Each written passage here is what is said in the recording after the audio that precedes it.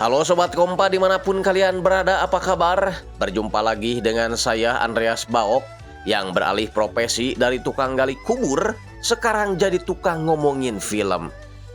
Jadi karena hidup saya sekarang dari kuota kalian, saya mau nyapa dulu Sobat Kompa yang selalu setia nemenin saya. Ada Amel-Amel, Riko Saputra, Pelawar City Garden, Andika Dapa, Adit, Sandi Nugraha, Mr. FTP, Mina Hikmah, Andik Idris, Ikra Mula, Dadi Nurnopiani, Zulpahmi, Penansius Kurniawan, Nur Pais Muhammad, dan Wida Nakma. Terus ada Herman Sah Unukun, Panus, Mustarimus, Kitod 22, Dewi Putra, Hence Triet, Aini, Ripa Rahma, Paik Piuj, Ahmad Hidayat, Masipak, dan terakhir Kalaudin Rizki. Terima kasih juga buat Sobat Kompas semuanya. Mudah-mudahan kalian selalu diberi kesehatan, panjang umur, dan lunas hutang ya. Oke, sebelum ke alur cerita seperti biasa, saya mau ingetin kalian agar makan permen terlebih dahulu. Biar seancur-ancurnya muka kalian, sepahit-pahitnya hidup kalian, tapi setidaknya mulut kalian tetap manis. Ini dia, Beach X Rich. Salah ketep.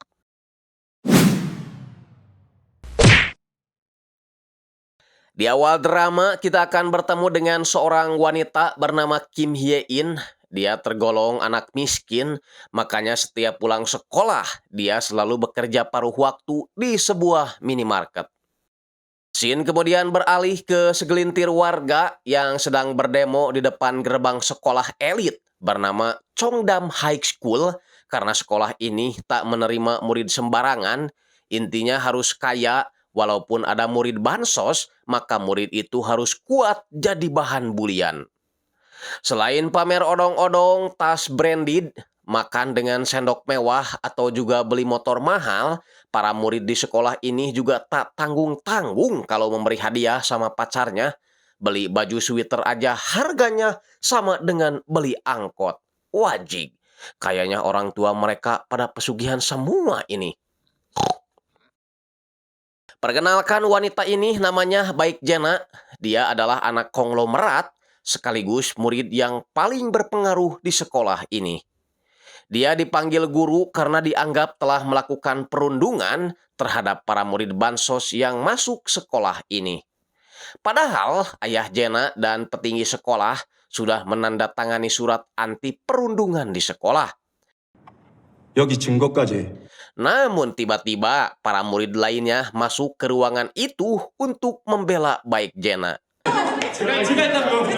Baik Jena mengingatkan si guru tentang komputer yang dipakainya merupakan produk dari perusahaan ayahnya. Dan sekolah ini adalah sekolah bangsawan modern dan dia merupakan anggota kerajaannya. Jadi jangan pernah macam-macam dengan dirinya.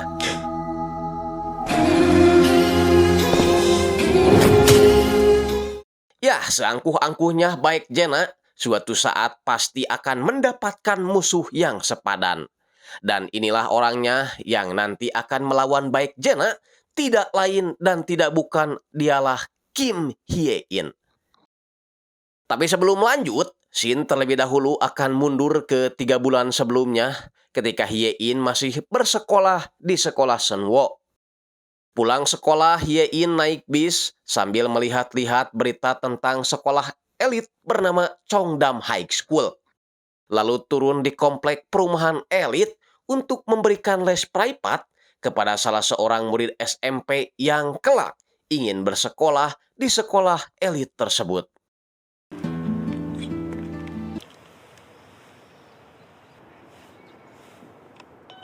과외 면접 왔는데요. Yang punya rumah berkata kalau guru les anaknya ini ternyata aslinya lebih muda daripada foto CV-nya. Saat Hye-in mengambil kue semprong yang disajikan, yang punya rumah langsung menghinanya dengan menyebut Hye-in sebagai orang miskin yang beruntung karena bisa mencicipi kue semprong termahal di Korea. Bahkan 1 bijinya saja bisa lebih mahal dari 10 kilo harga kicimpring. Ajig, sombong. membuat Hye-in gak jadi memakannya. Si ibu sombong ini meminta Hye-in mengajar anaknya sewajarnya saja karena sebenarnya dengan koneksi yang dia punya, dia bisa dengan mudah memasukkan putrinya ke sekolah elit tersebut. 어차피 돈이랑 인맥으로 가는 학교. 무슨 말인지 알죠? Sepulang ngajar, Hye-in langsung kembali ke minimarket menunaikan tugasnya menjadi pekerja paruh waktu. Sebagai informasi, harusnya yang menjadi guru les tadi adalah Sonju.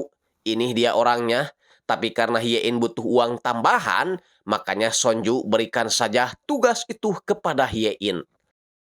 Nah, meskipun Sonju ini orangnya agak jorok, mandi juga seminggu sekali, itu pun kalau punya sampo, tapi dia merupakan mahasiswi Hankuk, salah satu perguruan terbaik di Korea. Keesokan harinya di sekolah, Hye-in mendapat kabar buruk dari wali kelas kalau beasiswanya untuk mengikuti kemah bahasa di Selandia Baru dicabut sekolah. Dikarenakan ada seseorang yang lebih layak atau dengan kata lain lebih tidak mampu dari dirinya. Hye-in sebenarnya masih bisa mengikutinya asalkan bersedia membayar biaya setengahnya aja sebesar $3.500. Membuat Hye-in kebingungan karena dia tidak punya uang sebanyak itu. Apalagi teman-teman yang lain menanyakan keikutsertaannya di kemah bahasa itu. Untuk menutupi kemiskinannya, Hye-in menjawab kalau program sekolah itu biasa aja dan tidak terlalu berarti buat dirinya. Makanya dia memutuskan untuk tidak ikut saja. Saat pulang sekolah, dia melihat ayahnya lagi nonton TV sambil memijit kakinya karena pulang kerja ayahnya selalu berjalan kaki.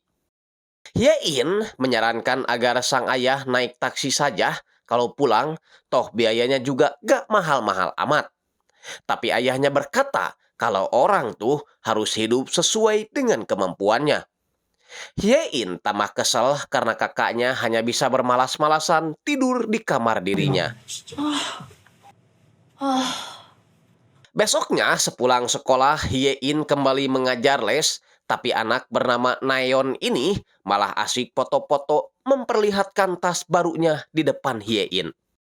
Padahal menurut Hye-in, Naeon sudah memiliki tas seperti itu sebelumnya. Naeon menjawab bahwa tas yang dulu merupakan edisi terbatas, sedangkan yang satunya adalah brand yang paling laris. Saat melihat harganya, Hye-in terkejut karena itu seharga dengan biaya kemah bahasa di Selandia Baru. Dengan sedikit sirik, Hye-in berkata kalau dia tidak akan pernah membuang-buang uang hanya untuk beli tas seperti itu. Mendengar celetukan Hye-in, di luar dugaan Naeon menawarkan satu tas miliknya itu kepada Hye-in. Tentu saja Hye-in terkejut, berencana akan menjual tas itu untuk biaya kemah bahasa. Tapi 필요 없으세요? 아니, ya, Naeon ternyata hanya ngeprank saja, mengingat perkataan ibunya kalau sebenarnya orang-orang yang meremehkan barang mahal itu bukan karena dia tidak ingin memilikinya, melainkan ketidakmampuannya dalam membeli barang mahal tersebut. Lalu malamnya mengeluh pada Sonju tentang kehidupan ini yang dirasa tidak adil.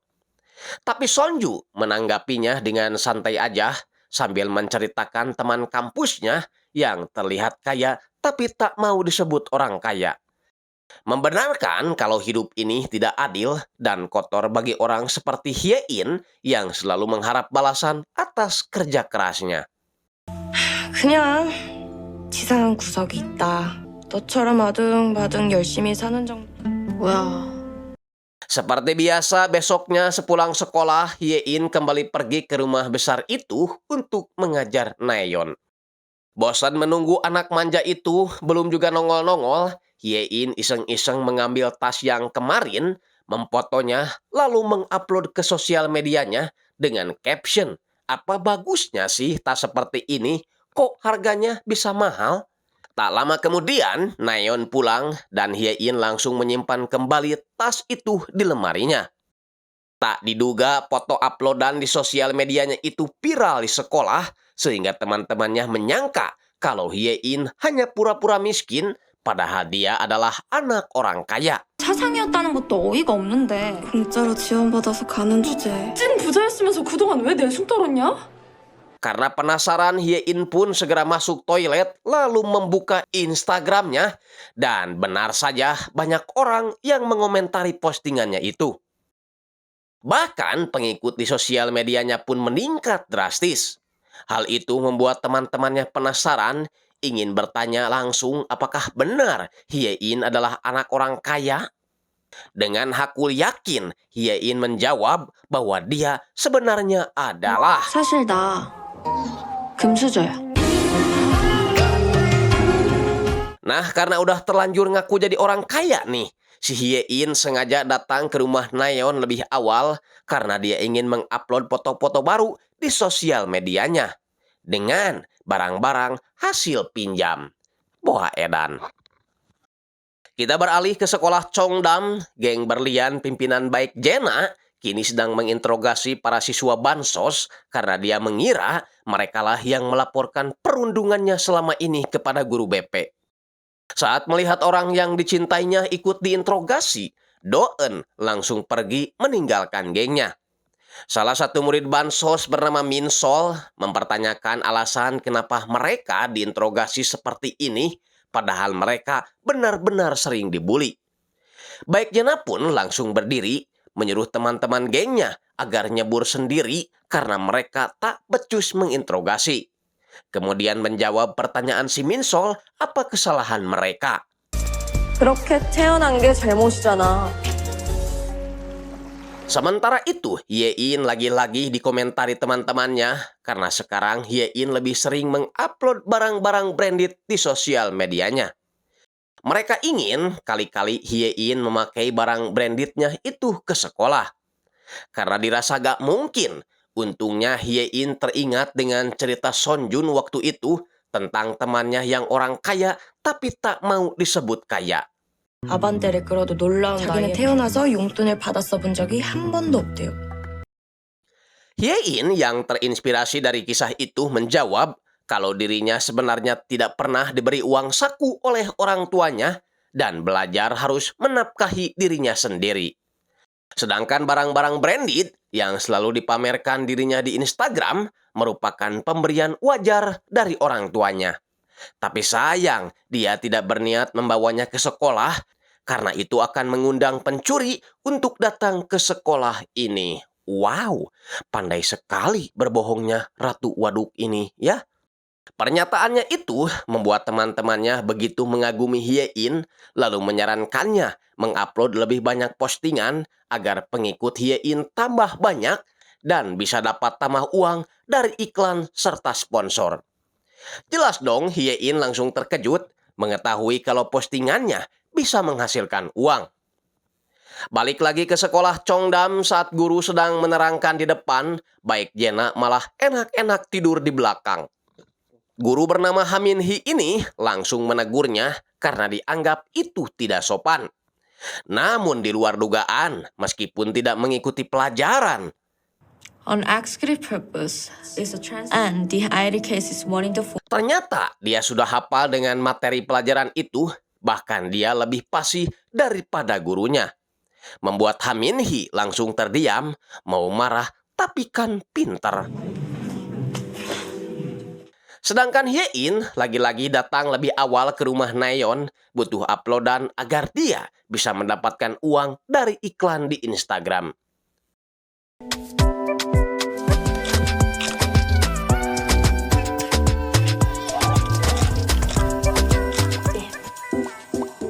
Bahkan sekarang, dia berani masuk ke ruangan lain untuk mencari sesuatu yang bisa dipamerkan. Dia sempat kepergok oleh si bibi ART, tapi untungnya Hye-in langsung beralasan kalau dia tersesat saat mau ke toilet. Bukannya segera nyingkah, Hye-in malah diam terperangah saat melihat baju seragam yang berada di dalam shopcase itu. Yah, bagaimana tak terperangah kalau seragam itu adalah seragam sekolah Cheongdam, sekolah idaman para kaum cabe-cabean. Bibi ART menjelaskan kalau seragam itu sengaja dipesan terlebih dahulu karena untuk membuatnya dibutuhkan bahan-bahan langka, benang yang terbuat dari bola kasur, serta kain yang berbahan dasar taira gaji. Hal itu semakin membuat Hye-in tak sabar ingin segera menguploadnya di sosial media.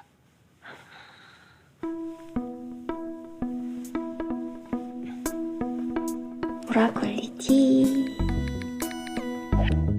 Sialnya, Naeon tiba-tiba pulang menanyakan baju seragam yang baru saja mendarat di rumahnya kepada pembantunya. Di lain sisi, Hye-in kesulitan melepas baju itu hingga dia terpaksa sembunyi di bawah kasur. Tapi 아줌마!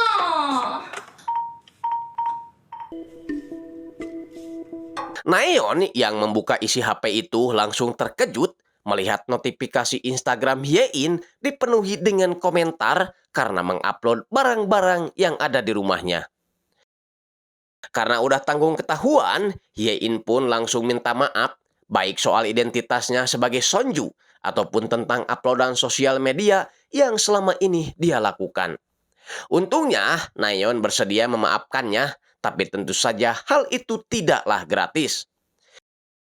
우리 엄마한테 이러는 것만은 참아줄게. 저한테 잘못한 거는 갚으셔야죠. Ya, Hye-in setiap hari dituntut harus mengerjakan tugas sekolah Naeon di sela-sela kerja paruh waktunya.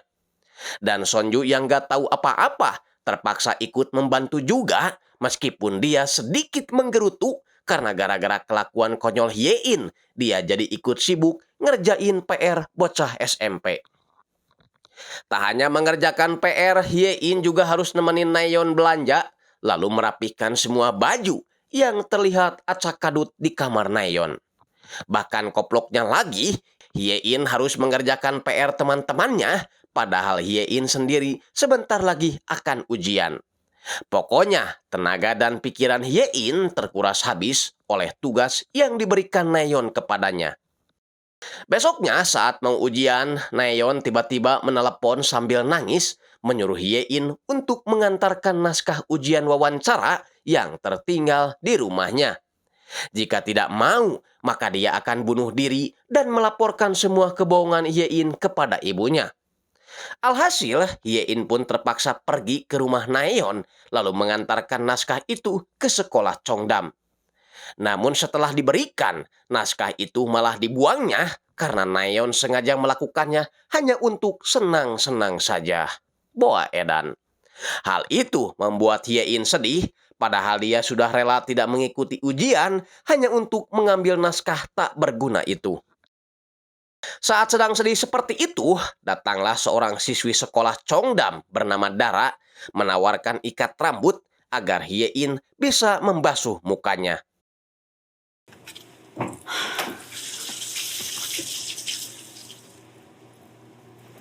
Hye-in melihat ada tulisan jahil di baju Dara, mengejek Dara sebagai siswa miskin. Tersulut emosi oleh tulisan tersebut, karena dia juga merasa siswi miskin, Hye-in nekat masuk ke ruangan wawancara, lalu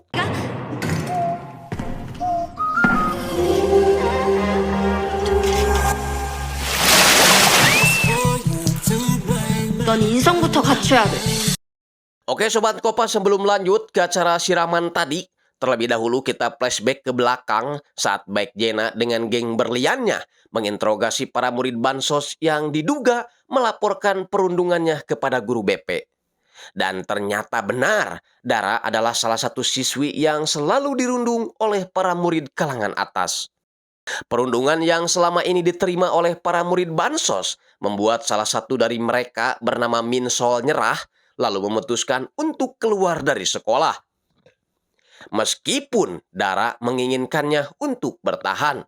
걔 친구라고는 없는 줄 알았는데 같은 기획윤등 동기잖아. 좀 더 일찍 친해졌으면 좋았을걸. 이만 갈게. Dara sudah mencoba menelepon pihak komite sekolah, tapi gak ada respon sama sekali dan menganggap perlakuan para murid bangsawan itu masih bisa dikatakan biasa-biasa saja.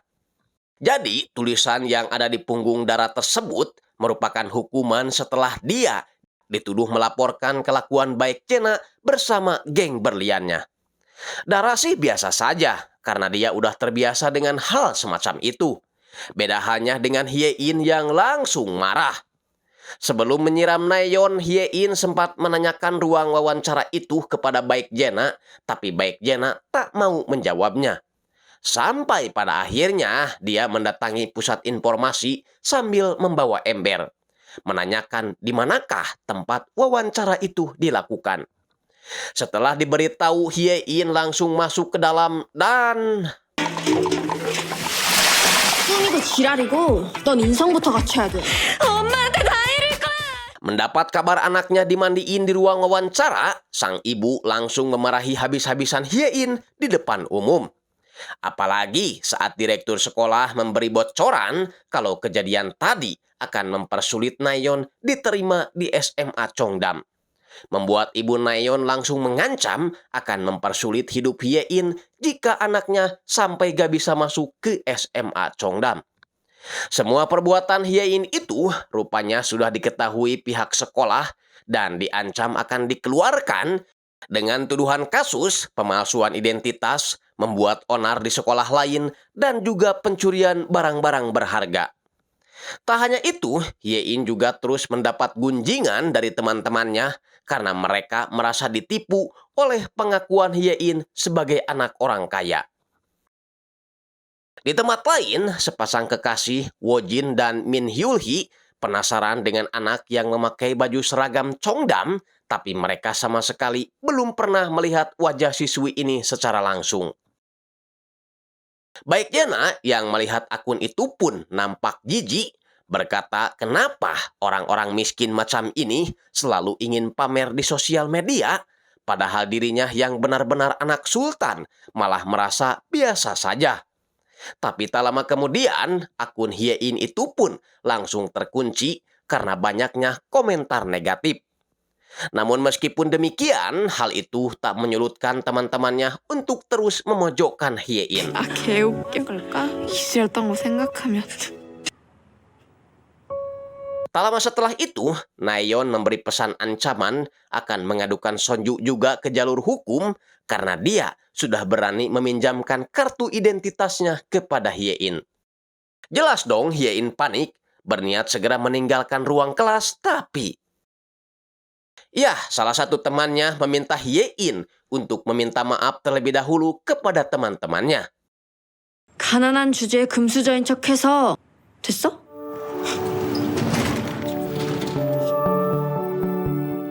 Hye-in ternyata menemui direktur sekolah Cheongdam meminta maaf atas perbuatannya kemarin di ruang wawancara.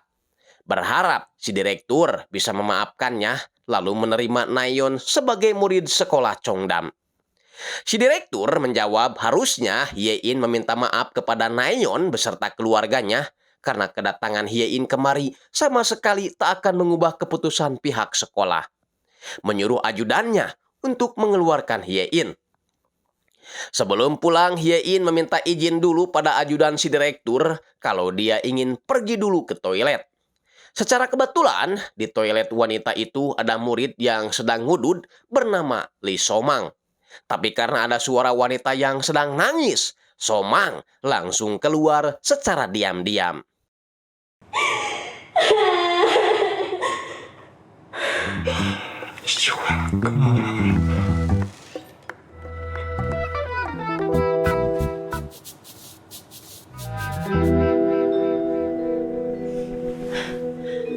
Hye-in mengancam akan melaporkan So-mang ke polisi karena disangka lagi ngintip. So-mang menjelaskan kalau dia hanya ikut merokok saja, lagian toilet ini sudah tidak dipakai lagi, berhubung suka adanya bau-bau mistis di lubang kloset. So-mang baru ngeh kalau Hye-in adalah wanita yang kemarin membawa ember. Karena pada saat itu, dia sedang bertugas menjadi pegawai sukarela sekolah. 아니 세상 천지 어느 누가 면접에 양동이를 가지고 내 인생 조지는데 썼다. 어쩔래? Setelah pura-pura akan pulang pada satpam, Hye-in nyatanya balik lagi ke sekolah dibantu oleh So-mang. Sebagai bantuan tutup mulut karena Hye-in tidak jadi melaporkannya ke polisi. So-mang memberitahu Hye-in kalau mobil merah itu adalah milik si direktur. Artinya, si direktur belum pulang dan Hye-in bisa memohon lagi kepadanya sebentar lagi. Tapi Somang lupa jika si direktur memiliki beberapa mobil lain.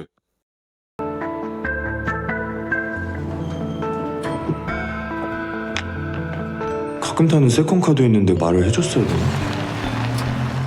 Alhasil, Hye-in ketiduran hingga setengah 3 pagi. Tapi mobil merah itu masih tetap ada. Namun ketika Hye-in memutuskan untuk pulang, tiba-tiba ya, itu adalah Dara yang dijatuhkan seseorang dari atas.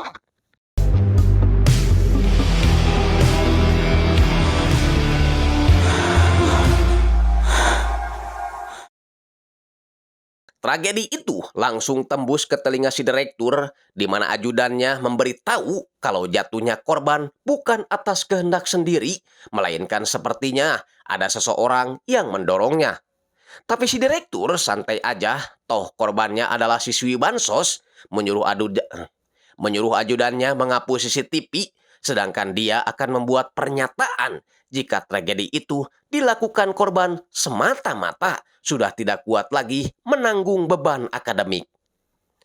Masalahnya, ajudan itu memberitahu bahwa peristiwa itu memiliki seorang saksi, yaitu Hye-in, yang kali ini sedang bersama polisi. 목격자, 그는 내가 알아서 하지.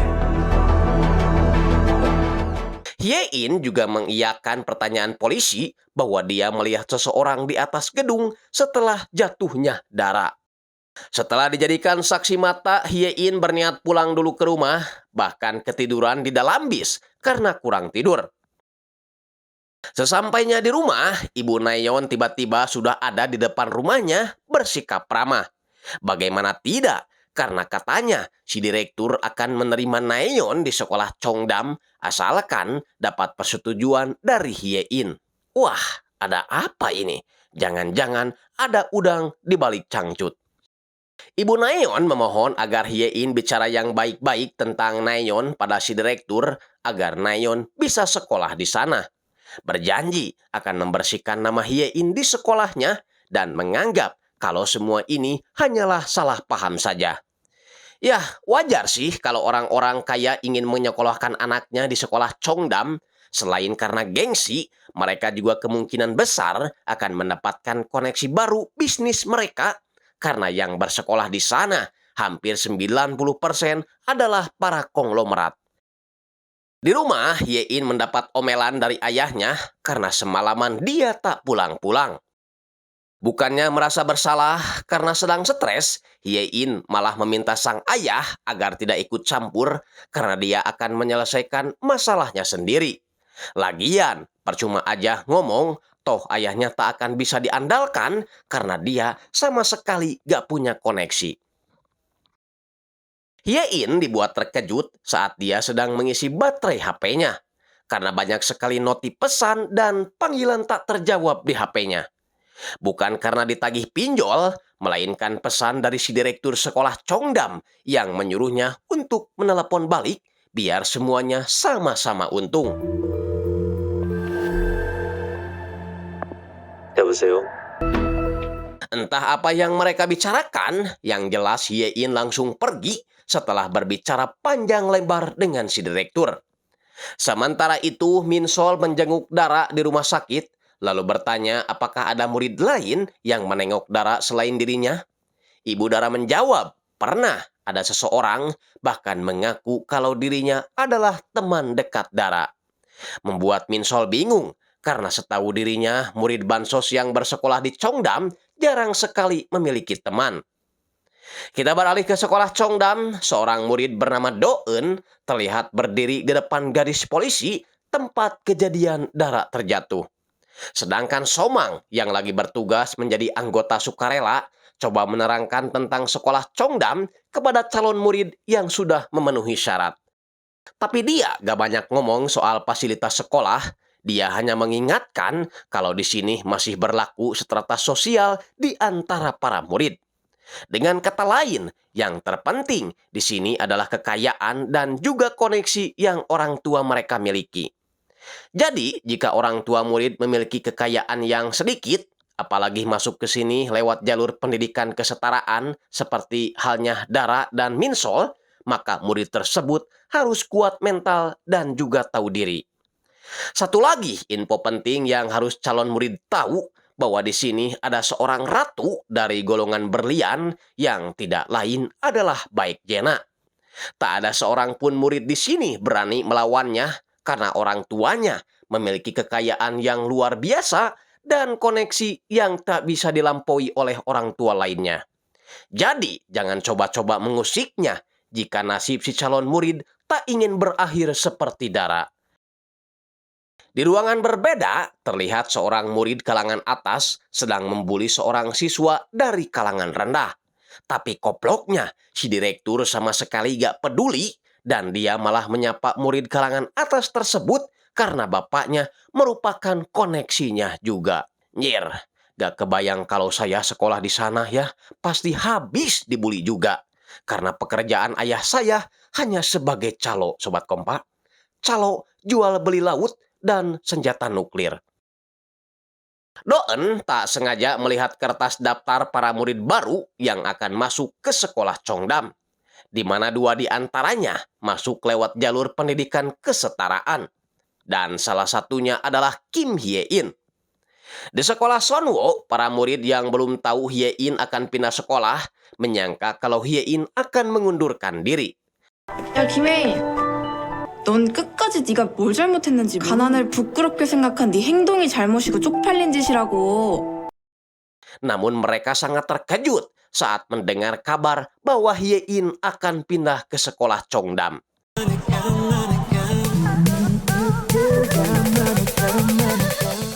Setelah terdaftar jadi murid Cheongdam, Hye-in langsung keluar kerja di minimarket karena setahu dia tak ada murid di sekolah Cheongdam yang bekerja paruh waktu seperti dirinya. Hanya saja Sonju masih bingung kenapa tiba-tiba saja Hye-in bisa masuk ke sekolah elit itu. Apa jangan-jangan ada kesepakatan antara Hye-in dengan direktur sekolah? Hye-in tentu saja menampiknya, menjawab kalau dia sudah menghabiskan semua tabungannya demi masuk ke sekolah tersebut. Dan sebagai perpisahannya, Hye-in akan mengajak Sonju makan asin tulang di restoran elit.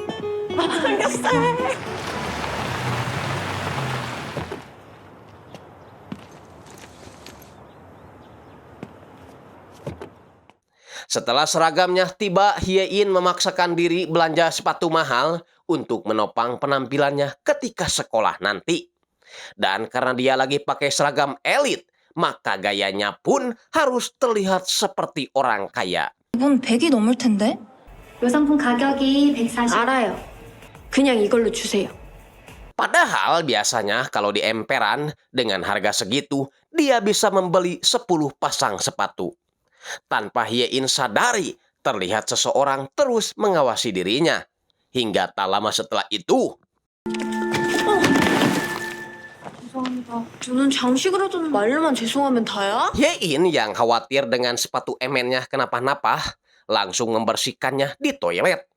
Menemukan sebuah surat yang isinya bisa kalian baca sendiri.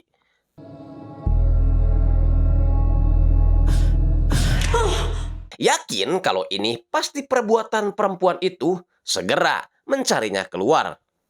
Karena tidak menemukan perempuan itu lagi, Hye-in balik ke toilet untuk mengambil sepatunya kembali.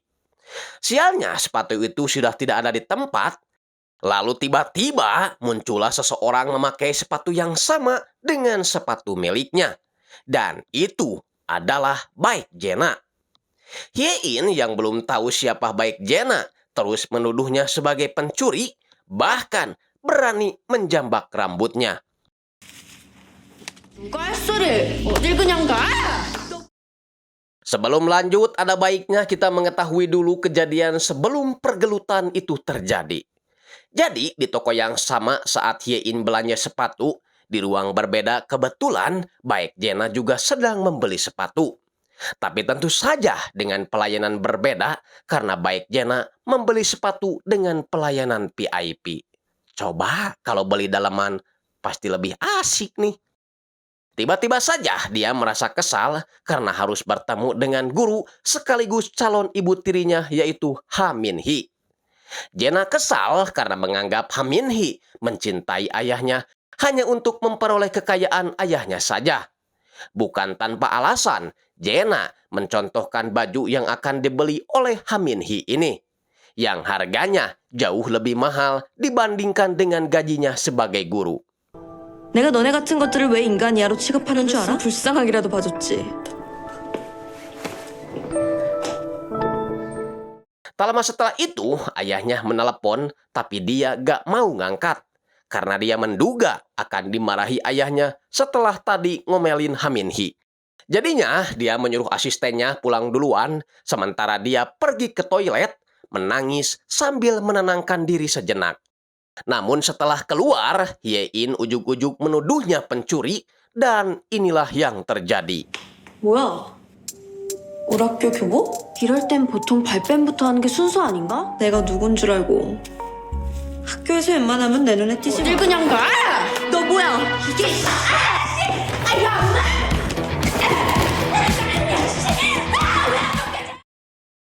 Setelah berhasil merampok sepatu dari baik Jena, Hye-in kembali ke toko meminta si pelayan agar memberinya dus yang baru.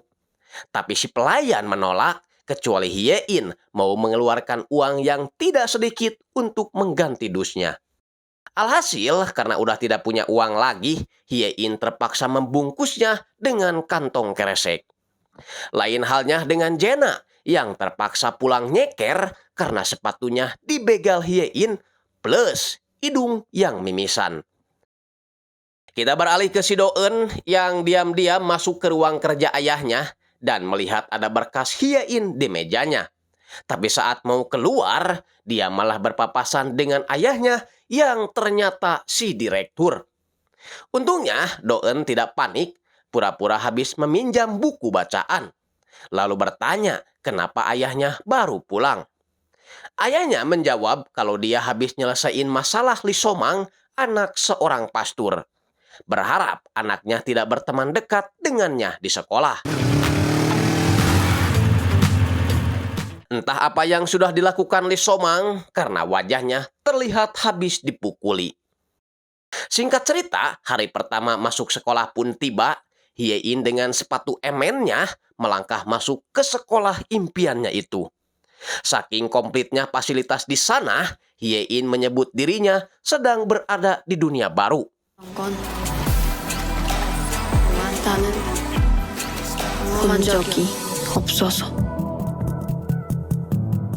Di ruangan lain, Woo-jin lagi sok romantis memberikan hadiah kalung untuk pacarnya Min Yul-hee. Tapi saat mau mesum, baik Jena tiba-tiba datang sambil marah-marah. Karena semalam dia habis gelut dengan siswi pindahan. Berjanji akan membuat sekolah ini seperti neraka baginya. 학교가 지옥이 되게 해줄 테니까. Hye-in sendiri lagi senang-senangnya karena dia baru saja dibuatin kartu tanda siswa oleh bagian tata usaha. Tak disangka, di sana dia bisa bertemu lagi dengan So-mang yang masih dihukum menjadi sukarelawan siswa.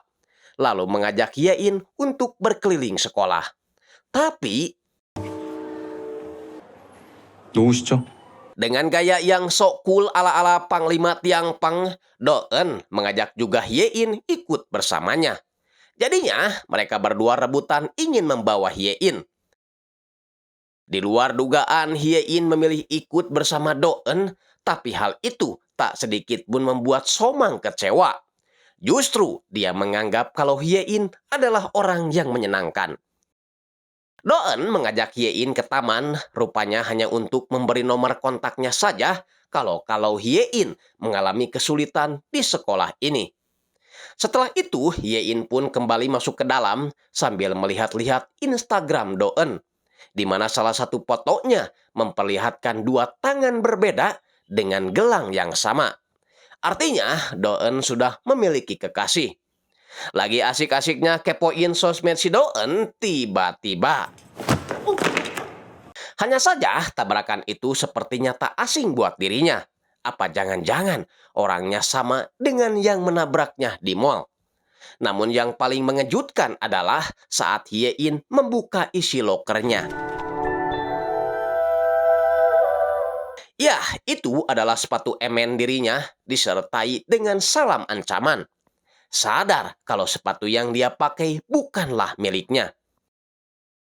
Setelah itu, dia pun masuk ke ruangan kelas, tapi teman-teman kelasnya sudah siap merundungnya sesuai dengan yang diperintahkan oleh Baek Jena. 무슨 병신 같은 소리라는 거야. 기균충이지. Menyadari kalau dirinya dalam bahaya, dia langsung menemui si direktur lalu meminta pertanggungjawabannya karena dia telah menawarkan Hye-in sekolah di sini yang hampir saja membuatnya celaka. Si direktur menjawab kalau dia hanya menawarkan saja dan dia menolak bertanggung jawab atas kehidupan Hye-in selama di sekolah karena itu di luar perjanjian. Jadi dulu si direktur sengaja memberikan surat tawaran kepada Hye-in kalau dia berminat di sekolah ini. Asalkan Hye-in mau tutup mulut kepada polisi tentang siapa orang yang mendorong Dara dari atap sekolah. Sekarang si direktur akan memberikan pilihan lagi, mau tetap sekolah di sini tapi konsekuensinya tanggung sendiri, atau dia akan kembali ke sekolah lamanya dengan cerita yang menyedihkan. Hye-in pun langsung terdiam, lalu memilih keluar lewat jendela si direktur. Namun, dia langsung dihampiri oleh Baek Jena beserta puluhan anggotanya. 첫날에 애들이 단체로 미쳐서 날뛰는 게 지금 학교가 왜 이사단이 났는데 쥐가 대체 누군데?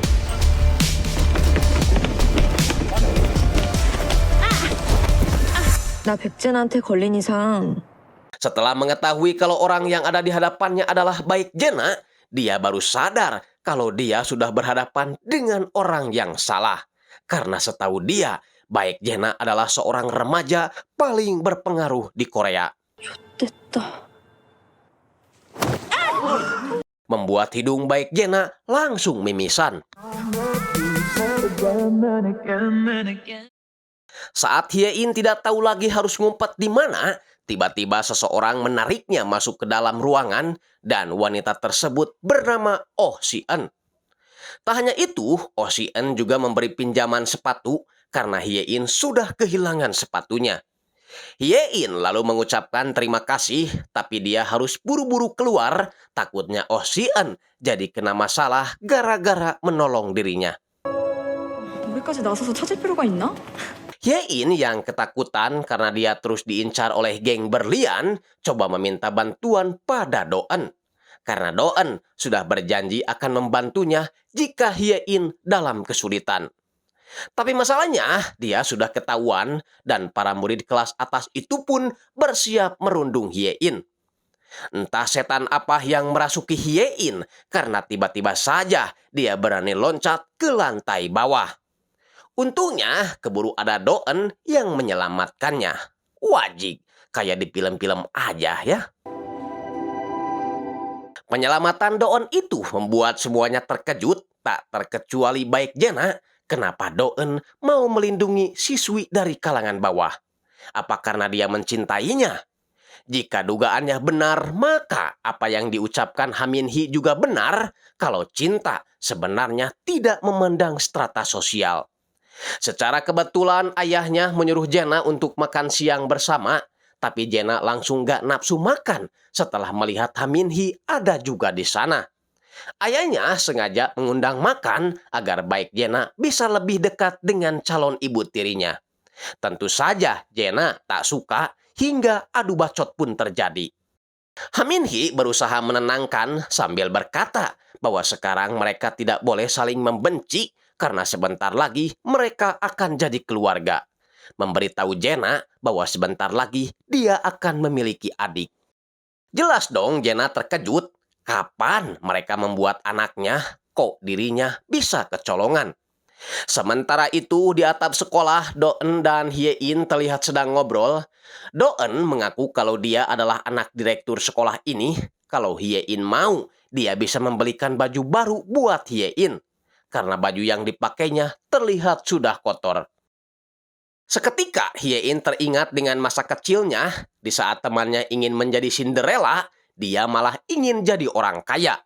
Padahal dengan menjadi Cinderella, otomatis dia akan menjadi orang kaya, karena akan menikah dengan seorang pangeran tampan dan juga kaya raya. Namun ternyata Do-eun menolong Hye-in bukan karena Do-eun mencintainya, melainkan dia ingin tahu siapa sebenarnya orang yang mendorong kekasihnya, Dara. Karena dia tahu inilah alasan kenapa ayahnya memasukkan Hye-in ke sekolah ini, agar dia bisa tutup mulut. 버킹.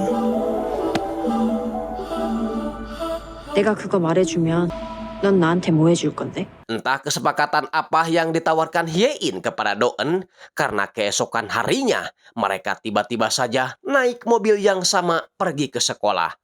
Membuat semua murid di sana terkejut, mengira kalau mereka sudah pacaran.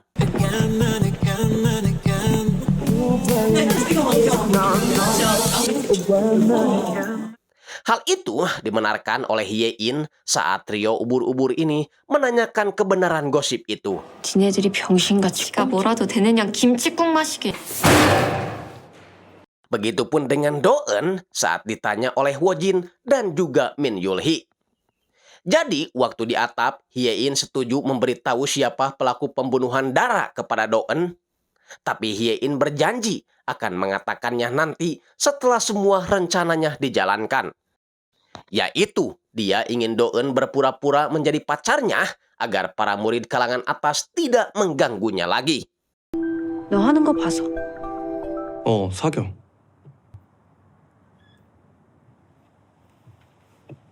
Nah, karena sekarang mereka taunya Hye-in berpacaran dengan Do-eun, salah satu geng berlian, makanya trio ubur-ubur ini mengajak Hye-in agar hadir di acara pesta persaudaraan yang akan segera dilaksanakan hari Jumat mendatang.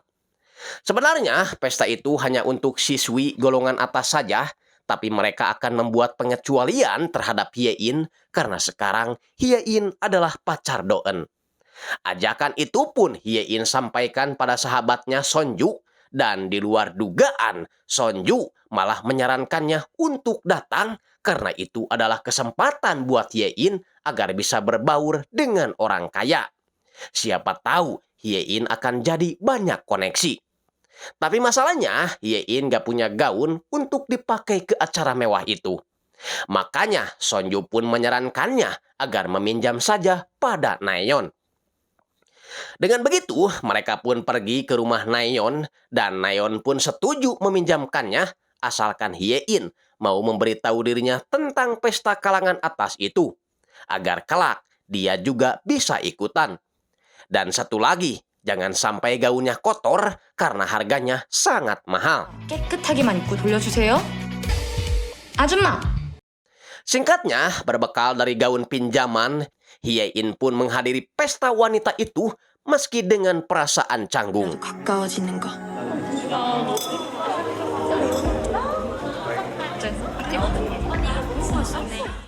Berusaha menyesuaikan dengan cara minum kawa-kawa terlebih dahulu, tapi di luar dugaan. Untungnya, gelas itu masih aman.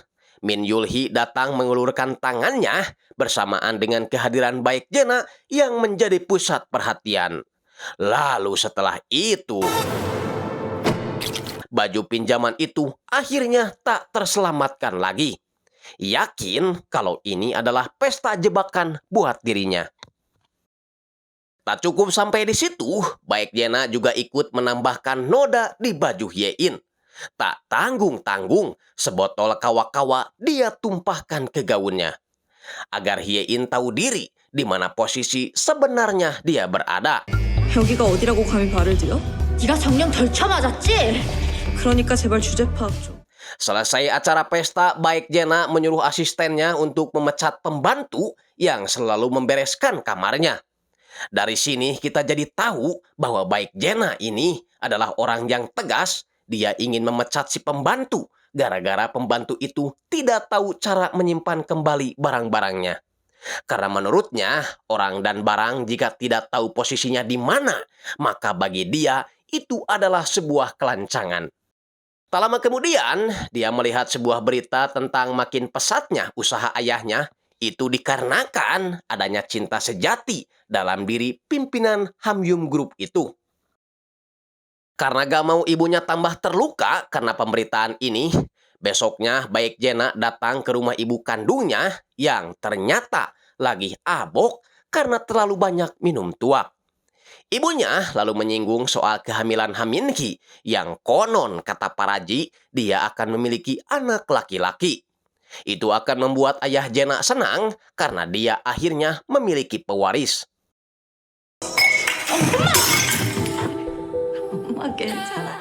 Sedangkan Hye-in yang semalam mengotori baju Naeon coba meminta uang pada ayahnya, siapa tahu punya $8.000.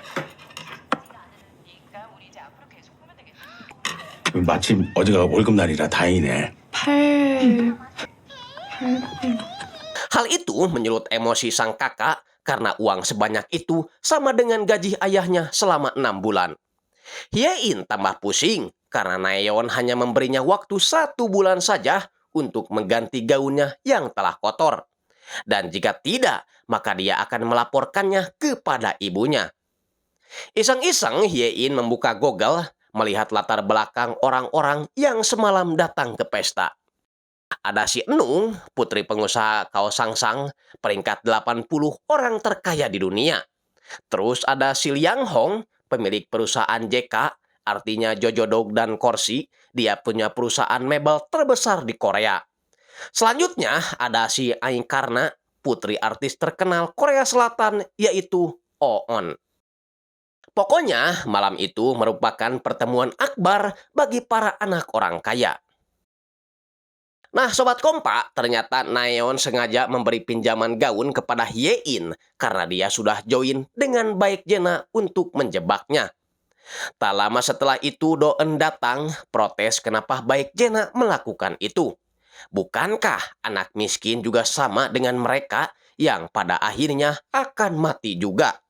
Sadar kalau Do-eun sedang membahas tentang Dara, Jena langsung memperingatkan Do-eun kalau Dara tak sebaik yang Do-eun bayangkan.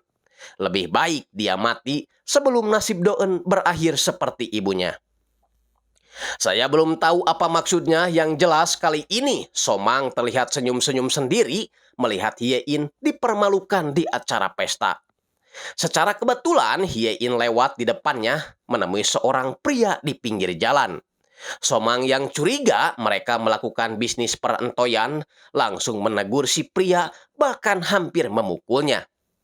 Namun setelah dijelaskan kalau mereka hanya jual beli baju bekas, Somang pun langsung minta maaf. Tapi karena sikap Somang itulah si pembeli jadinya meminta diskon $50 kepada Hye-in.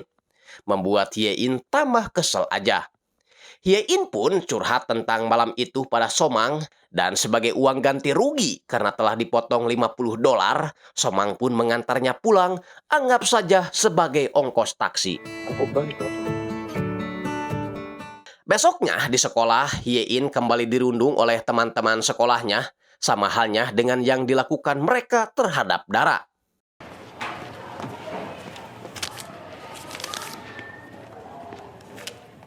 Setelah itu, dia bertemu dengan Baek Jena yang kembali menertawakan Hye-in.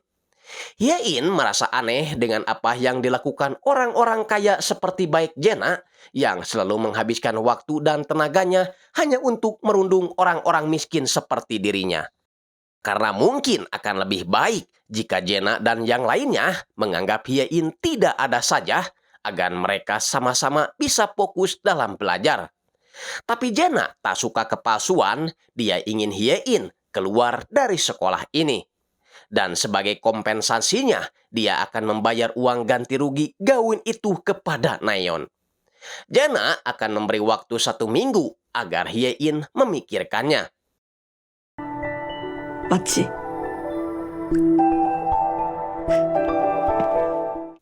Sepulang sekolah, Do-eun mengajak Hye-in masuk ke mobilnya karena dia ingin tahu siapa sebenarnya orang yang mendorong Dara itu. Hye-in mengaku bersedia memberitahu asalkan Do-eun mau meminjaminya uang. Jelas dong, Doen marah. Dia sedang membahas kematian seseorang, tapi Hye-in malah pinjam duit. 그 발끝에도 못 쫓아가는 거? 그때 얘는 뭐 돈까지 꿔달래. 혜인이 나한테 아무런 부탁도 요구도 한 적 없어, 단 한 번도. Hye-in pun langsung turun, jujur kalau dia sebenarnya tidak tahu pelaku aslinya siapa karena dia hanya melihat bayangannya saja. Namun yang pasti pelakunya adalah seorang perempuan. Dia pun mempertanyakan status Doen yang merupakan anggota berlian, tapi kenapa dia tidak bisa melindungi kekasihnya sendiri. Keesokan harinya, Oh Si-eun mengajak Hye-in makan siang bersama. Hye-in merasa bersyukur karena di sekolah yang edan ini masih ada siswi baik hati seperti Si-eun. Anehnya, Si-eun menjawab kalau dia tidak sebaik yang Hye-in bayangkan. Dia ngajak makan karena dia butuh teman. Berkata kalau dia punya solusi agar Hye-in dapat uang tanpa harus keluar sekolah. Oh Si-eun menunjuk seorang siswa bernama Lee Duk-min. Meskipun mukanya terlihat belegug atau culun, tapi keluarganya sangat kaya raya. Bahkan namanya tercatat hampir sejajar dengan Baek Jena dan Min Yul-hee sebagai kontributor terbesar di sekolah ini. Jadi kalau Hye-in butuh uang pinjaman, tinggal ngomong saja kepadanya. Tak hanya klub berlian dan emas saja yang dipajang di sekolah itu, nama Oh Si-eun dan Somang juga terpajang di sana sebagai klub kehormatan. Hye-in langsung menemui Lee Duk-min dan tanpa basa-basi lagi, Duk-min langsung mentransfer uang sebanyak $3.000. Sialnya si Duk-min ini ternyata gak sebaik yang Hye-in kira. Karena kalau Hye-in telat membayar 1 minggu saja, maka Hye-in harus memberinya uang tambahan sebanyak $2.000. Anjing, gak jauh beda dengan Bang Emok lah. Duk-min pun memberikan cara agar Hye-in bisa dengan mudah mendapatkan uang, yaitu dengan menjadi modelnya.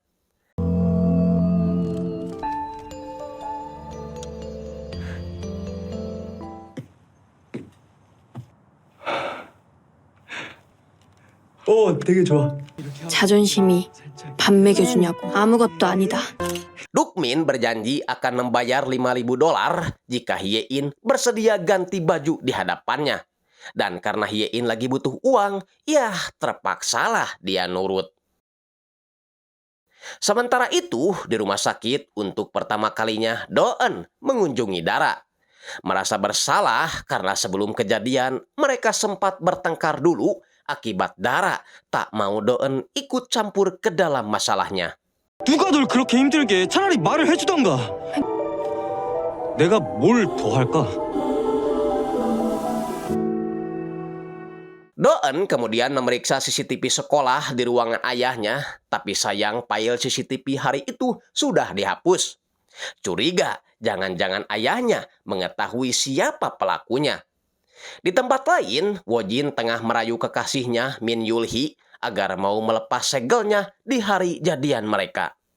Namun tiba-tiba dia dapat telepon dari seseorang kalau Baek Jena sudah mengetahui semuanya tentang Wojin.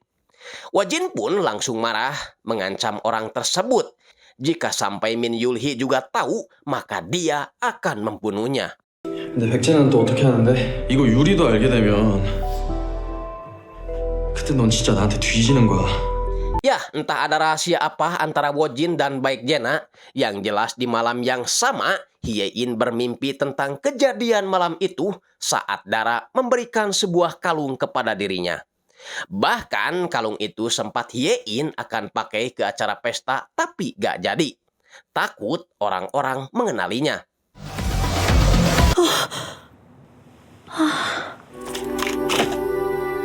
Kita beralih ke Baek Jena yang merasa kesal karena Ha Min-hee datang ke sekolah sambil membahas tentang dirinya yang akan menikah dengan pengusaha kaya raya. Baek Jena yang mendengar itu langsung sebel, gak enak badan. Ha Min-hee coba memberikan perhatian kepadanya, tapi Jena menolak karena Jena menganggap Ha Min-hee adalah pelakor.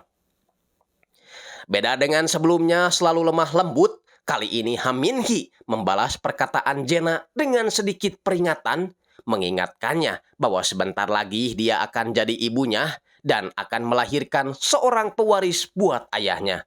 Jadi, janganlah macam-macam memaksa Jenna agar ikut dengannya. Tapi Hye-in meminta Ha Min-hee agar tidak memaksa Jenna, lalu membawanya pergi dari sana.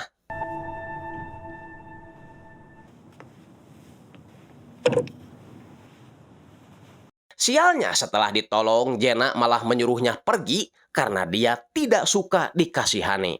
Tapi tujuan Hye-in membawa Jenna ke sana bukan untuk mengasihaninya, melainkan ingin membayar uang gaun yang malam itu dia kotori. Karena dia tahu baik Jenna sudah bersekongkol dengan Naeyeon. Hye-in ingin mulai sekarang Jenna tidak mengganggunya lagi, karena orang kaya macam Jenna tidak lebih menakutkan bila dibandingkan dengan orang miskin yang rela mati dan membuang harga dirinya demi uang yang dianggap receh oleh orang-orang kaya. Jadi, dia berharap mulai sekarang mereka bisa akur, karena mungkin saja di masa yang akan datang, baik Jenna akan menjadi bosnya. 너랑은 이걸로 계산 끝이야. 내가 이 학교에서 졸업까지 버텨야겠거든? 너 진짜로 또라이구나. 왜 이래? 가까이 이 학교에서 너가 제일 무서운 존재인 줄 알지? 세상에서 제일 무서운 년은 바로 잃을 거 없는 년이야. Sejak peristiwa itu, hidup Hye-in di sekolah menjadi lebih baik dan tak ada orang yang berani mengganggunya lagi. Dan itu berkat baik Jenna.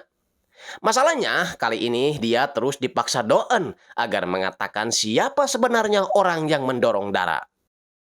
Hye-in untuk kedua kalinya bilang bahwa dia sebenarnya tidak tahu siapa orangnya. Do-eun yang tahu kalau ayahnya sangat menakutkan pasti akan mengeluarkan Hye-in jika tahu kalau Hye-in sebenarnya tidak mengetahui siapa pelakunya. Tapi dia memastikan tak akan melaporkan hal itu kepada ayahnya asalkan Hye-in mau melanjutkan kerjasama mereka.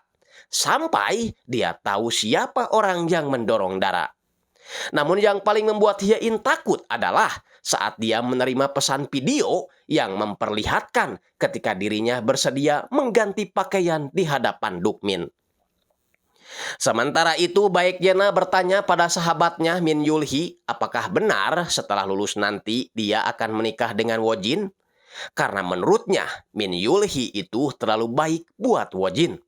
Entah apa maksud Jenna berkata seperti itu, tapi saat melihat Hye-in lagi murung, Jenna berkata kalau sebaiknya kita jangan lagi berurusan dengan Hye-in, karena dia cukup merepotkan. Namun mereka sangat terkejut saat melihat Hye-in begitu akrab dengan Oh Si-eun. Melihat Hye-in selalu murung, Oh Si-eun pun bertanya melalui sebuah tulisan, apakah kamu baik-baik saja? Ya, jelas dong Hye-in murung karena dia takut video itu tersebar luas, bahkan ketika di rumah pun dia terus kepikiran.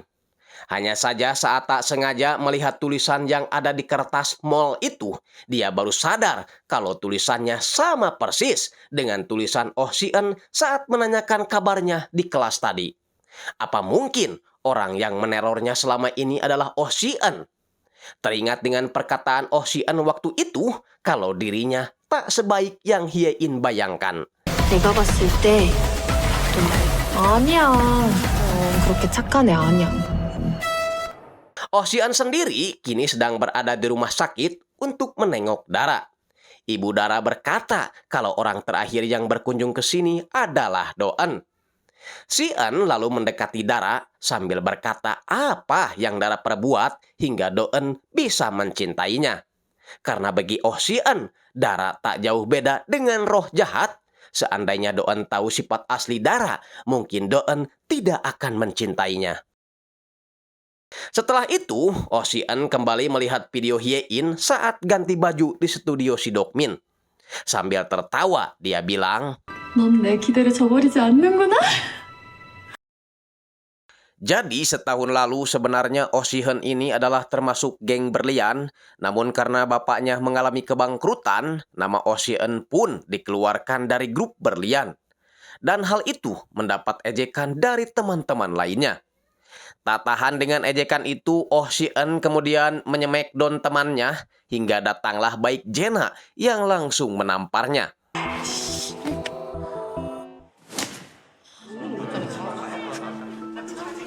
Baik Jena sebenarnya hanya melakukan apa yang selalu dikatakan oleh Oh Si-eun, bahwa mereka harus berteman dengan orang yang setara saja.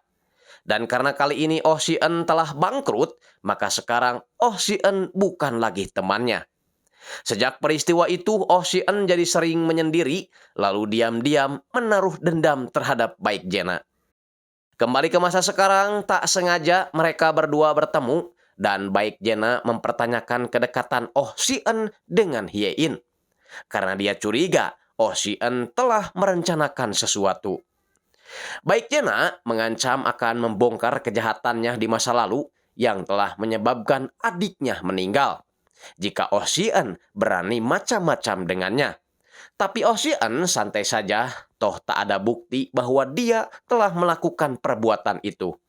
Mengingatkan Baik Jena kalau apa yang dilakukannya itu semata-mata untuk membuat Baik Jena jadi pewaris tunggal. Baik Jena pun langsung pergi tak mau meladeninya lagi.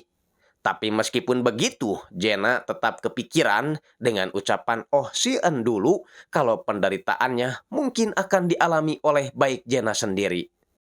Takut kalau perselingkuhan ayahnya dengan Ha Min-hee terbongkar publik, maka pastinya dia akan terkena malu. Sedangkan Hye-in kini sedang mengobrak-abrik tempat Oh Si-eun karena dia sudah tahu Oh Si-eun lah yang selama ini memberi pesan misterius kepadanya. Oh Si-eun yang baru datang pun tidak merasa kaget dengan apa yang dilakukan Hye-in di tempatnya. Dia justru mengakuinya, termasuk mengirimkan video buka baju Hye-in di tempat Dukmin. Masalahnya, Oh Si-eun juga tahu alasan kenapa Hye-in bisa masuk ke sekolah ini, yaitu agar tutup mulut mengenai pelaku yang mendorong Dara. Jadinya, Hye-in keceplosan kalau dia sebenarnya tidak mengetahui siapa pelakunya. Hanya kebetulan saat itu dia sedang berada di TKP. Hal itu dimanfaatkan Oh Si-eun untuk mendoktrin Hye-in kalau pelakunya adalah Baik Jena. 나 누군지 알아? 백제나야. Sementara itu di ruangan lain, Do-eun menolak tawaran Baik Jena yang mengajaknya datang bareng ke acara hari jadinya Woo-jin dan Min Yul-hee. Tapi Do-eun menolak karena dia lebih suka berangkat bareng Hye-in. Membuat Baik Jena heran kenapa Do-eun lebih suka mengencani wanita kalangan bawah daripada orang yang setara dengannya. Do-eun lalu menyinggung soal Dara, apakah dia salah bila harus mencintainya. Seketika Jena teringat malam itu saat Dara memanggilnya ke atas gedung. Dara berkata bahwa dia sudah tahu tentang perselingkuhan ayahnya dengan Ha Min-hee karena dia sering melihat sopir pribadinya menjemput Ha Min-hee saat larut malam. Dia pun berjanji tak akan memberitahu siapapun asalkan Baik Jena membiarkannya mencintai temannya. Siapakah yang dimaksud teman Jena? Mungkinkah Do-eun atau mungkin ada teman Jena yang lain? Saya belum tahu, yang jelas Baik Jena belum mau mengatakan alasan kenapa dia membenci Dara kepada Do-eun. Balik lagi ke percakapan Hye-in dengan Oh Si-eun, di mana Hye-in masih belum percaya jika Jena yang melakukan dorongan itu kepada Dara. Karena kalau dia yang melakukannya, mungkin saja dia akan mengenalinya waktu di toilet karena dia adalah satu-satunya saksi di TKP. Lagi pula, mereka jadi berantem bukan karena masalah Dara, melainkan karena memperebutkan sepatu Emen. Tapi Oh Si-eun tak mau tahu, pokoknya Hye-in harus menuduh Baik Jena sebagai pelakunya, dan jika dia tidak mau melakukannya dalam waktu 1 minggu, maka Oh Si-eun akan menyebarkan video ganti baju itu. 내가 괜히 이덕님 그 변태 지금 지 위치가 어떤 줄도 모르고 그래도 상관없어? 돈 500만 원에 옷을 다 벗지 않나. Setelah pulang sekolah, Baik Jena menengok ibunya di rumah sakit yang saat ini sudah nampak baikan dari sebelumnya. Tapi saat keluar ruangan, dia mendengar percakapan asistennya yang akan mempertimbangkan saham ibu Jena di perusahaan Hamyung Group dikarenakan ada ahli waris baru yang akan segera lahir. Sedangkan Hye-in sangat frustasi karena masalah belum mau hilang dari kehidupannya. Dia pun tak sengaja melihat sebuah spanduk tentang pencarian saksi kejahatan di sekolah Cheongdam. Membuatnya nangis, tidak tahu apa yang harus dia lakukan. Di saat bersamaan, Baik Jena lewat di jalan yang sama dan melihat Hye-in sedang menangis kesal. Jena berkata, kamu tidak pantas mengasihani Dara karena meski dalam golongan yang sama, kamu dan Dara jelas berbeda. Dan buat apa kamu menangis? Bukankah selama ini Hye-in selalu bersikap keras hingga dia kerepotan melawannya? Hanya saja sebelum pergi, Jena memperingatkan Hye-in agar selalu berhati-hati dengan Oh Si-eun. 주라 그냥 이 학교에 와서 이게 무슨 일인가 싶어. 쟤 불쌍해할 필요 없어.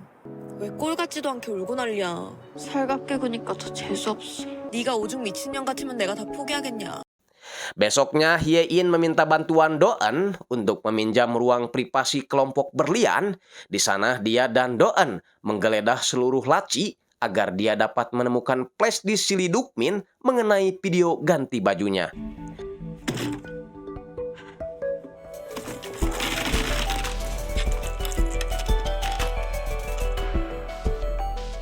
Setelah berhasil menemukannya, dia yang sudah join dengan Lee So-mang memaksa si Duk-min agar menghapus semua video ganti baju itu di laptopnya. Karena kalau tidak, So-mang juga akan menyebarluaskan video Duk-min lain yang lagi mesum. Di tempat berbeda, Baik Jena mendatangi ayahnya yang lagi berada di kantor. Secara kebetulan Ha Min-hee juga datang ke sana, sehingga perang dingin pun kembali terjadi.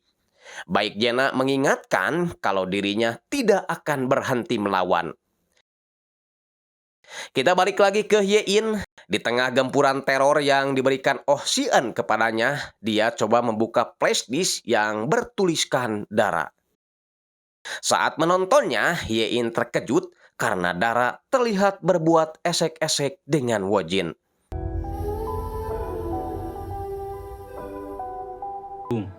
이미 여기서 벗었던 애들 있어. 도대체 넌 Besoknya, Do-eun mengajak Hye-in agar berangkat bareng ke hari jadinya Woo-jin dan Min Yul-hee. Hye-in pastinya trauma kalau mendengar kata pesta, meskipun pada akhirnya dia bilang hayu. Setelah ditemui Do-eun, dia dikejutkan dengan Oh Si-eun yang tiba-tiba sudah berada di dekat lokernya. Mengancam Hye-in agar segera memberikan keterangan bahwa Baik Jena lah pelaku pendorongan itu. Karena meskipun video yang ada di si Lee Duk-min telah dihapus, tapi dia masih punya videonya. Hye-in sih setuju, tapi sebelum melakukannya, Hye-in ingin bertanya dulu mengenai video yang ada di dalam flashdisk semalam. Rupanya, Oh Si-eun juga sudah mengetahui isi rekaman flashdisk itu. Jadi ceritanya, dulu Oh Si-eun yang mengetahui video itu sengaja mengirimkannya pada Dara. Dia mengancam akan menyebarluaskan video itu jika Dara tak mau mengancam Baik Jena dengan rumor perselingkuhan ayahnya. Alhasil, Dara pun bersedia melakukannya hingga Baik Jena yang terpancing kemudian mendorongnya. Tapi perlu diketahui Sobat Kompa, kalau cerita itu hanya versi Oh Si-eun saja, agar Hye-in mengira Baik Jena lah pelakunya. 걔도 여기서 나한테 싹싹 빌었어. 전교생들이 다 보게 될 텐데. 나 간다. Setelah Oh Si-eun pergi, ternyata Lee So-mang ada di toilet sejak tadi dan tak sengaja mendengar semua ancaman Oh Si-eun kepada Hye-in. Dia berjanji akan membantu Hye-in mengenai Oh Si-eun. 내가 해결해 줄 테니까. 저 미친 게 진짜. 예수님께 빌면 뭐라도 바뀌지 않을까 하는 그 헛된 소망 말이야. 내가 네 소원 들어줄게. Singkat cerita, acara hari jadi Woo-jin dan Min Yul-hee pun digelar. Banyak teman-teman kedua pasangan itu hadir, termasuk Hye-in yang diajak Do-eun. Namun sepertinya ada yang tidak senang dengan perayaan itu, yaitu Baik Jena. Karena dia sudah tahu sifat asli Woo-jin yang sebenarnya. Setelah minum tuak bareng-bareng serta mengikuti permainan, Do-eun dan Hye-in keluar sebentar untuk mencari udara segar. Dalam kesempatan itu, Hye-in bertanya apa kira-kira penyebabnya hingga Dara bisa berakhir seperti sekarang. Apa ada yang salah dengan Dara? Karena si pelaku mungkin memiliki motif atau alasan kenapa dia melakukan itu. Tapi Do-eun tak bisa menjawabnya karena dia juga belum tahu sifat asli kekasihnya itu. 나도 그게 궁금해. 뭘 그렇게 잘못했다고. 착하고. Setelah kembali ke dalam, Hye-in bertanya pada Baek Jena tentang kalung yang dipakai oleh Min Yul-hee. Baek Jena berkata bahwa kalung itu sangat mahal, lagian jika Hye-in punya uang, dia harus ngantri dulu di daftar tunggu. Setelah itu, Do-eun mempertanyakan sikap Baek Jena yang tumben tidak merundung Hye-in. Baek Jena yang dalam pengaruh kawa-kawa merasa tersinggung dengan perkataan Do-eun. Kenapa Do-eun selalu membela orang lain daripada sahabatnya sendiri? Do-eun yang terpancing mengungkapkan kecurigaannya selama ini bahwa Baek Jena lah pelaku pendorongan terhadap Dara. Jena yang tak terima dituduh seperti itu mengungkapkan alasan dia membenci Dara. Bukan semata-mata karena dia miskin, melainkan karena Dara telah berani mengancamnya dan telah membodohi Do-eun sendiri. Karena dia tahu kalau Dara telah berselingkuh dengan Wojin. Tentu saja pengakuannya itu membuat semuanya gempar sekaligus memancing keributan.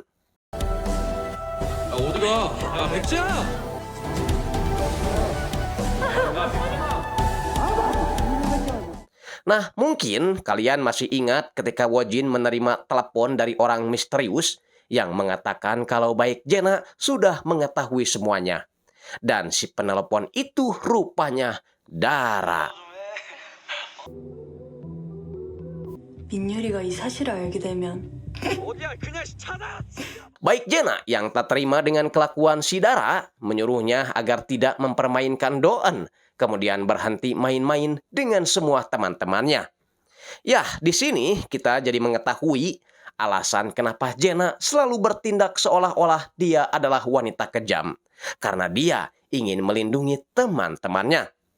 Namun sekarang teman baiknya pun si Min Yul-hee malah menyalahkannya karena gara-gara Baek Jena semua jadi berantakan. Padahal sebenarnya dia juga sudah tahu kelakuan Wojin, tapi dia tetap diam karena alasan cinta.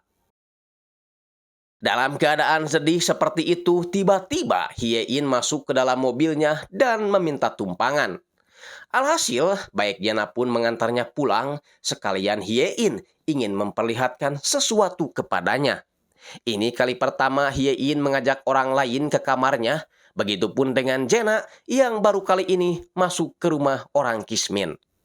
Ternyata, Hye-in ingin memperlihatkan kalung pemberian Dara itu kepada Baek Jena. Karena di saat Oh Si-eun dan Do-eun mencurigai Jena sebagai pelakunya, Hye-in justru kebalikannya. Karena dari kalung ini, justru dia jadi tahu siapa pelakunya. 넌 아니야. 이 목걸이. Nah, jadi sebenarnya Min Yul-hee sudah tahu kalau Dara ada hubungan spesial dengan Wojin. Bahkan dia juga mendengar percakapan Wojin dengan Dara saat mereka lagi berada di kafe.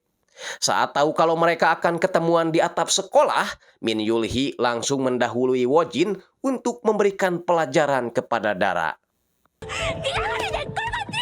남의 거 함부로 처먹으면 탈나는 거 몰라?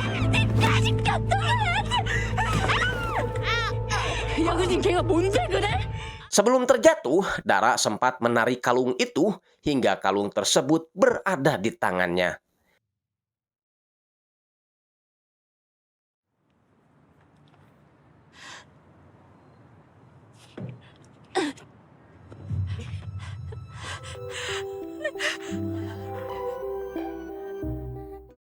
Besoknya, Hye-in kembali mendapat pesan dari Oh Si-eun kalau sampai jam 12 malam Hye-in masih tak mau membuat pernyataan, maka dia akan menyebarkan video ganti bajunya itu ke grup sekolah.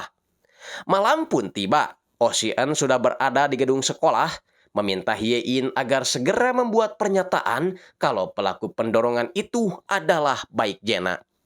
Hye-in pun ingin mereka memperbarui kesepakatannya, dan sebentar lagi dia akan datang ke sekolah memberitahu siapa pelaku sebenarnya. Namun tak berapa lama seseorang menghampiri Oh Si-eun. Di saat bersamaan, Hye-in yang baru tiba di area sekolah dikejutkan dengan suara gedebrug di belakangnya. Itu bukanlah suara kelapa jatuh, melainkan Oh Si-eun yang sudah dalam keadaan sekarat. Lalu siapakah pelakunya? Apakah Lee So-mang yang sudah berjanji akan menyingkirkan Oh Si-eun? Atau mungkin ada orang lain lagi? Saya tidak tahu karena mungkin jawabannya akan ada di season selanjutnya. Oke Sobat Kompa, itu tadi rangkuman cerita drama dari Beach X Rich. Mudah-mudahan kalian suka dan mengerti dengan apa yang saya sampaikan. Pesan yang dapat kita ambil dari drama ini adalah jangan melihat orang berdasarkan apa yang kita lihat, karena orang yang dikira jahat seperti baik Jena ternyata tidak seburuk yang kita bayangkan. Begitupun dengan si Dara, terlihat lugu, lembut, baik hati, tapi ternyata busuk di belakang. Dan yang terpenting, kita harus tetap waspada terhadap orang-orang yang ada di sekeliling kita. Pura-pura perhatian seperti Oh Si-eun, padahal sebenarnya ada maunya. Jadi hati-hatilah dalam bergaul, cari teman yang baik, bukan teman yang pintar. Karena suatu saat, dengan kepintarannya mungkin dia akan membodohi kita. Anjing tegena nih. Karena suatu saat, dengan kepintarannya mungkin dia akan membodohi kita. Saya Andreas Baok pamit. Wassalamualaikum warahmatullahi wabarakatuh. Adios, para meos.